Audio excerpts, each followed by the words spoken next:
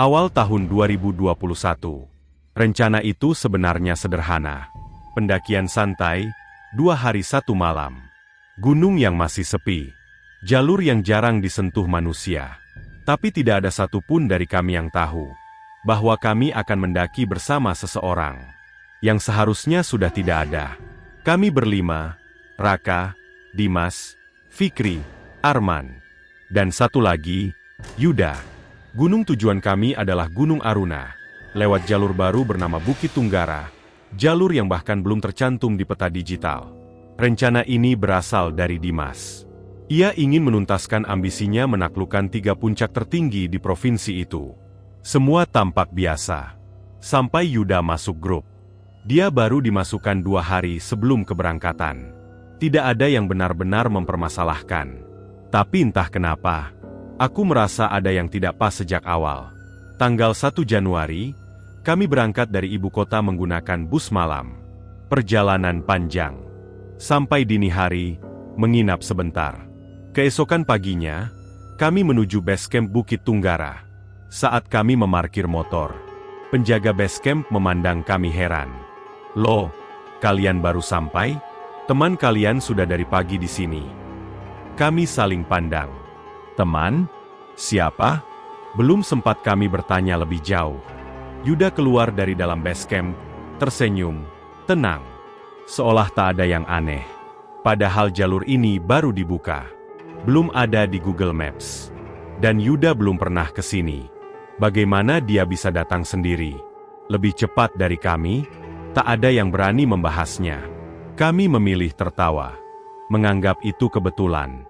Kesalahan pertama kami. Subuh hari berikutnya, kami bangun untuk sholat. Udara sangat dingin. Kabut tipis turun pelan di sekitar base camp. Aku berdiri di sebelah Yuda saat wudhu. Dan saat itulah, aku melihat sesuatu yang membuat napasku berhenti. Air yang ia tuangkan ke tangannya tidak membasahi kulitnya. Air itu seperti menolak menyentuhnya. Mengalir begitu saja, jatuh ke tanah, tanpa meninggalkan jejak basah. Tidak ada kilap air di kulit. Tidak ada tetesan yang tertahan. Seolah-olah, air tidak mengakuinya sebagai sesuatu yang hidup. Aku tidak berkata apa-apa. Tapi sejak saat itu, aku tahu ada yang salah. Kami naik ojek ke gerbang hutan. Di sana, Yuda berdiri sendiri. Kepalanya menunduk, tangannya mengepal, tubuhnya kaku. Ia seperti berdoa. Tapi tak ada suara, tak ada bisikan, tak ada gerakan bibir. Hanya diam. Dan angin di sekitar kami tiba-tiba terasa lebih dingin. Kami tiba di pos 1 saat waktu asar. Aku sholat, yang lain tertidur kelelahan. Yuda duduk di sampingku. Awalnya dekat. Lalu, dalam satu kedipan mata, ia sudah berdiri jauh di sudut pos. Padahal aku tak mendengar langkah, tak mendengar gesekan tanah. Ia hanya berpindah. Dan saat aku menoleh setelah salam, ia menatapku, tanpa ekspresi, tanpa kedipan. Malam pertama di Watu Laras. Kami memasak.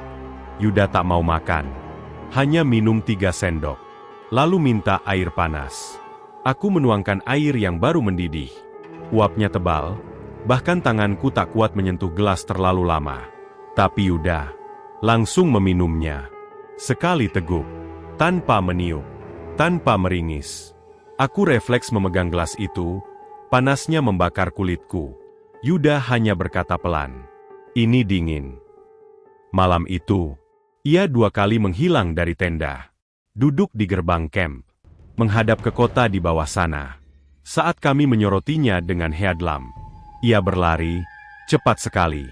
Bukan seperti orang yang berjalan, tapi seperti sesuatu yang meluncur. Di puncak Gunung Aruna, ia tidak mau berfoto, tidak tertarik, tidak tersenyum, wajahnya pucat. Ia minta air panas lagi, dan sekali lagi. Air mendidih itu ia minum seolah itu air biasa. Pendaki lain melihat. Semua terdiam. Beberapa orang menjauh perlahan. Aku mulai sadar. Mungkin bukan hanya aku yang merasa aneh. Jam 11 siang kami turun. Tiba-tiba Yuda berkata, "Aku turun duluan." Ia berjalan pelan. Lalu, Saat melewati batas puncak, ia berlari. Bukan lari biasa. Ia seperti melesat. Aku mengejar, tak terkejar. Padahal jalur licin, terjal, berbatu. Ia berhenti di satu titik, menatapku, lalu berlari lagi. Di camp, ia sudah selesai packing. Bagaimana mungkin? Kami baru turun. Ia sudah menggulung semua. Ia pamit, turun sendiri, dan menghilang. Di base camp, kami bertanya pada pendaki yang baru naik. Mas, lihat teman kami turun. Ia mengernyit. Enggak ada siapa-siapa turun dari atas. Darahku serasa berhenti mengalir. Padahal Yuda baru saja salaman dengan kami. Naik motor. Pergi. Dalam perjalanan pulang, kami tersesat. Padahal kami tahu jalurnya. Kami tiba-tiba sampai di kota yang tak mungkin kami lewati. Kota tempat rumah Yuda berada. Tak ada yang mengajak. Tak ada yang mengusulkan. Tapi kami semua sepakat. Kami harus ke rumahnya. Gang kecil, remang, dan bendera kuning. Suara tahlilan. Kami berhenti di depan rumah Yuda. Adiknya keluar. Dimas langsung bertanya, siapa yang meninggal? Jawaban itu menghancurkan segalanya.